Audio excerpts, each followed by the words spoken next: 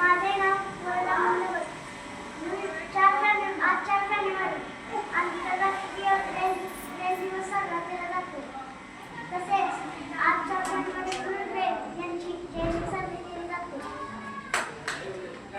Louis Braille यांचा जन्म 4 जानेवारी 1809 मध्ये फ्रान्स येथील सुप्रे गावात झाला. लुई ब्रेलचे वडील सायमन ब्रेल हे यांचा चामड्याचा व्यवसाय होता.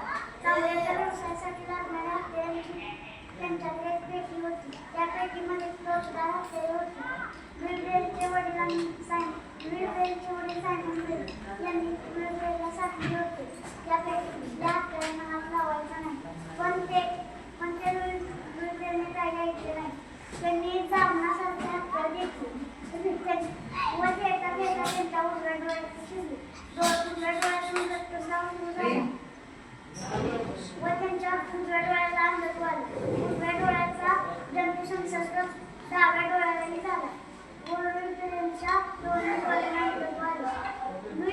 जेव्हा लुई अवघ्या 3 वर्षाचे होते. दृष्टी गमावली असली तरी वयाच्या 5व्या वर्षी त्यांनी लुई ब्रेलने सामान्य शाळेत प्रवेश घेतला व संगीत क्षेत्रात पियानो वादनात त्यांची चांगली प्रगती झाली. वयाच्या 10व्या वर्षी पॅरिसमध्ये national school for the blind इथे त्यांनी अंधशाळेत प्रवेश घेतला व ते शिकू लागले. चार्ल्स बार्बियर हे दुसरे कॅप्टन पदावरील लष्कर अधिकारी होते. सैनिकांना गुप्त संदेश पोहोचवण्याची त्यांनी एक लिपी तयार केली होती. ही लिपी 12 टिंबांची होती. त्या लिपीचे नाव नाईट रायटिंग असे होते. लुई ब्रेलची ही लिपी अंधांना वापरण्यात यावी असे बार्बियरने ठरवले. काही दिवसानंतर ते मुले प्रशिक्षण घेतात. ते मुले अक्षर ओळखू लागले. त्या लिपीमध्ये काही सुधारणा करावी अशी लुई ब्रेलला वाटली. त्यांनी 6 टिंबांची एक लिपी तयार केली. तेव्हा ते अवघ्या 15 वर्षाचे होते.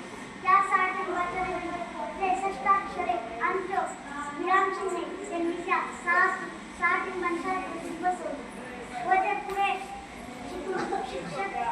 त्याच शाळेत शिक्षण घेऊन तिथे शिक्षक काम करू लागले. अंध मुलांना वापरण्यात यावी अशी त्यांनी काही पुस्तकं प्रकाशित केली. तेव्हा ब्रेल लिपीला मान्यता मिळाली. लुई ब्रेलने अंध व्यक्तींसाठी एक ज्ञानाचे भंडार उपलब्ध करून दिले. वयाच्या 43व्या वर्षी पॅरिस येथील शाही रोगामुळे वयाच्या 43व्या वर्षी त्यांचे निधन झाले. अंध